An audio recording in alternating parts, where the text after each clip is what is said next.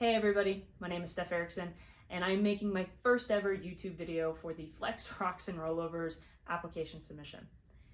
A little bit about myself: I am in New Mexico. I have a wonderful husband and a beautiful daughter who both support this hobby and lifestyle.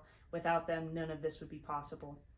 I've been around off-roading pretty much my whole life. Grew up around Broncos and Jeeps, and in 2015 I bought myself a little two-door JK, and I wheeled the heck out of that thing for a few years until the platform it was on didn't really work for me, and I wanted a little bit more. So I went out and I found myself a 2004 Jeep Wrangler Unlimited. Yeah, the coveted LJ. That's what this is. So I found one pretty much stock, pretty much unused. It had less than 95,000 miles on it when I bought it, and it was really never off-road. So I thought it'd be a great little base to start on a build. I had all of these crazy visions, what I thought were crazy visions for a rock crawler, but I have a really amazing fabricator local to me here who made it all happen. I want to go over the rig really quick and just kind of go over a few details on it that kind of matter. So we stuck with a 1978 to 1979 Ford Bronco Danny 44 up front, but I actually kept the radius arms. And what we did is we reinforced the radius arms up front. So they're about 60 pounds each. So they're like sandstone sledgehammers is what I like to call them out there. They literally are so forgiving on any obstacle that I hit. I don't really have to worry about them breaking. Everything up front when it comes to steering was completely custom made from a fabrication standpoint to make this whole thing work. Now the cool thing about this rig is I'm still running OEM engine and OEM transmission. Yeah, I know, it's kind of crazy, but I'm still rolling with it because it works.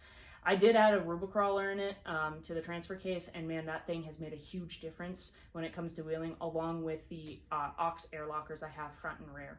Now in the rear, I have a Dennis 60 from a similar era truck. It's from an international truck, and that back there has a truss on it as well.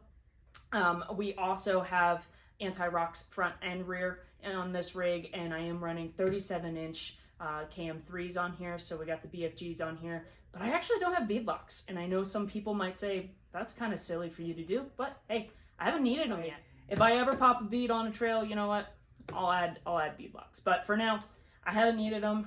These KM3s have been doing the job for me without needing a beadlock, so kudos to you, BFG.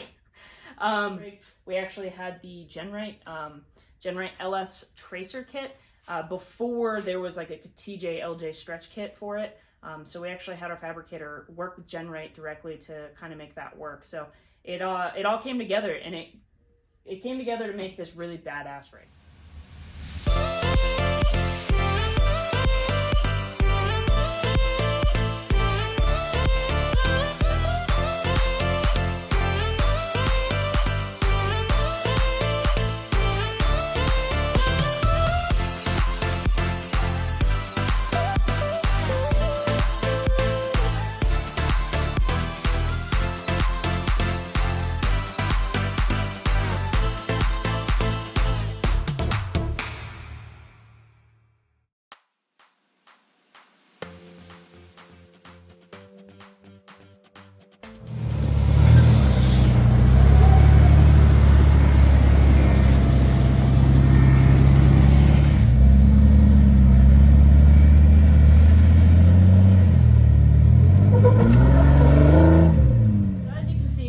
This rig can do a lot. A lot of it comes down to me knowing my limits within this rig and understanding what it can do, what its capabilities are, but also being willing to push it a little bit and not being scared of what could happen, right? So I understand my limits, but I also love to push my limits a little bit and experience a little bit more, learn a little bit more each and every single time I go out and wheel. So with that, y'all, if you liked what you saw, if you enjoyed the videos of the Jeep wheeling, make sure you go check out my Instagram, Erickson_adventures. That's where I post most of my stuff.